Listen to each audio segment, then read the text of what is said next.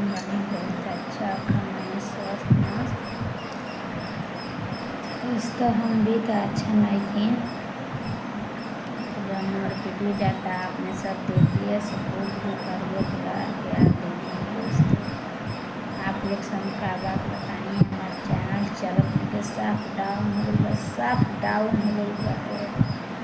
आप लोग कमेंट करिए कि हम किस तरह से वीडियो बनाएंगे। हमारा चैनल खड़ा होगा, बहुत दिन से मेहनत करते हैं दोस्तों। आप लोग सपोर्ट करिए। बहुत दिन से मेहनत करते हैं, 2 साल से मेहनत करते हैं, लेकिन सफल नहीं हुआ।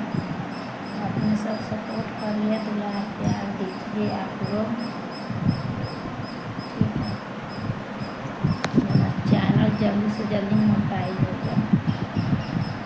तो अपने सबको सपोर्ट करिए तो बहुत जल्दी हमारा चैनल मोटाइज हो जाए। तो अपने सब सपोर्ट करिए, दुलार प्यार दीजिए। मेरा चैनल का नाम बा उर्मिला पांडे। आप लोग बताइए दोस्तों, एक दूसरे के द्वारा सपोर्ट ना मिलेला तो केहू आगे ना बढ़ सकेला।